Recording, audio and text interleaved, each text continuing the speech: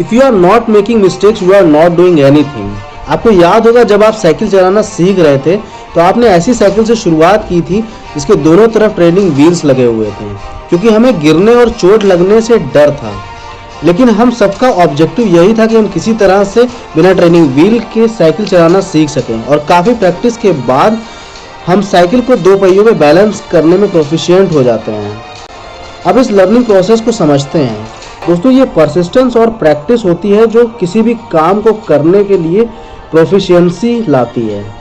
बिल्कुल सेम चीज़ सेलिंग को सीखने में भी होती है। जैसे आप बुक्स पढ़कर तैरना नहीं सीख सकते, वैसे ही ग्राउंड पर प्रैक्टिस करे बिना आप सेलिंग नहीं सीख सकते हैं। प्रॉब्लम ये नहीं है कि लोग सेलिंग की आर्ट को सीख नहीं सकते हैं, बल्कि रियलिटी ये है कि लोगों में लर्निंग एटीट्यूड नहीं होता है। ज़्यादातर लोग लाइफ में इसलिए फेल नहीं होते क्योंकि उनके अंदर टैलेंट नहीं होता है, बल्कि इसलिए फेल होते हैं क्योंकि उनके अंदर बर्निंग डिज़ायर नहीं होती है। हेलो दोस्तों, स्वागत है आपका हमारे चैनल बुक्स इंजन में। अगर मैं ये कहूँ कि आप सब सेल्स पर्सन हैं, चाहे आप किसी भी प्रोफेशन से हैं, तो ये गलत नहीं होगा, क्योंकि एक जॉब इंटरव्यू में एक कैंडिडेट अपने कैंडिडेटर को और एक इंटरव्यूअर अपनी कंपनी को सेल करता है। एक पॉलिटिशियन वोट पाने के लिए स्पीच देता है। एक लॉयर कोर्ट में अपने क्लाइंट के केस के लिए बहस करता है। इसी तरह से डॉक्टर, इंजीनियर और अकाउंटेंट, ये सभी अपने सॉल्यूशन को सेल कर रहे हैं।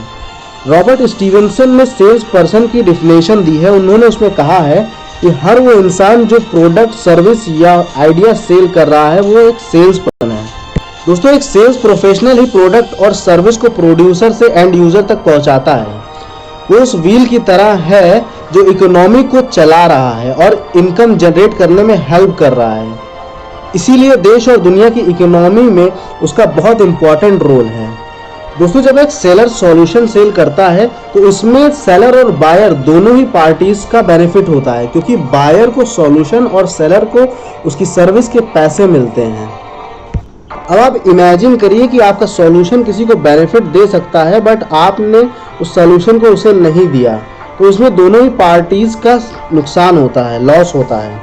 बायर को उसकी प्रॉब्लम का सॉल्यूशन नहीं मिलता है और सेलर को सॉल्यूशन के बदले कोई पैसे नहीं मिलते हैं। सेलिंग से ही दोनों पार्टीज को बेनिफिट होता है।